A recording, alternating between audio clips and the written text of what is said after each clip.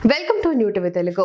తెలంగాణ జాగృతి అధ్యక్షురాలు కల్వకుంట్ల కవిత మరోసారి సంచలన వ్యాఖ్యలు చేశారు.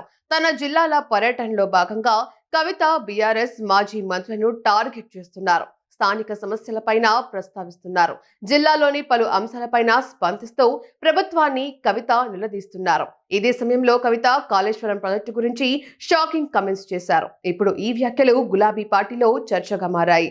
కాళేశ్వరం ప్రాజెక్టుపై కల్వకుంట్ల కవిత కీలక వ్యాఖ్యలు చేశారు. కాళేశ్వరం ప్రాజెక్టు పైన ఆరోపణలు రావడంతో కేసీఆర్ విచారణ ఎదుర్కొన్నారు. ఈ కేసును సీబీఐకు అప్పగించారు. కాగా ఇప్పుడు కామారెడ్డిలో పలు కార్యక్రమాల్లో పాల్గొన్న కవిత కాళేశ్వరం పైన స్పందించారు. ఈ ప్రాజెక్టుతో నిజామాబాద్, కామారెడ్డి జిల్లాలకు ఒరిగిందేమీ లేదని విమర్శలు చేశారు. నిజాం సాగర్ ప్రాజెక్టు పూడిక తీతను వెంటనే కాంగ్రెస్ ప్రభుత్వం చేపట్టాలని డిమాండ్ చేశారు. నిజాం సాగర్ టూరిజం కౌలాస్ కోట ఓ స్పాట్ గా ఏర్పాటు చేయాలని సూచించారు. మోంతా తుఫానుతో జిల్లాలో పత్తి రైతులు నష్టపోయారని చెప్పుకొచ్చారు.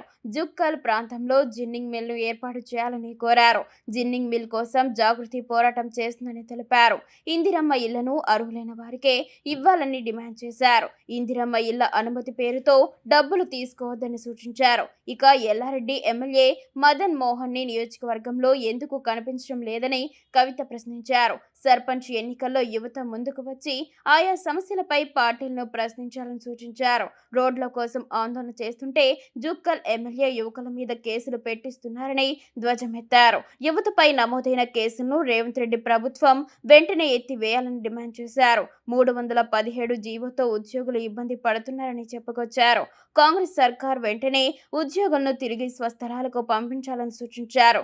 గొర్రెల కోసం డీడీలు కట్టి చాలా మంది అప్పుల పాలయ్యారని పేర్కొన్నారు. అర్హులకు వెంటనే గొర్రెలు పంపిణీ చేయాలని కోరారు. ఆటో వాళ్లకు వెల్ఫేర్ బోర్డు ఏర్పాటు చేయాలని కవిత డిమాండ్ చేశారు.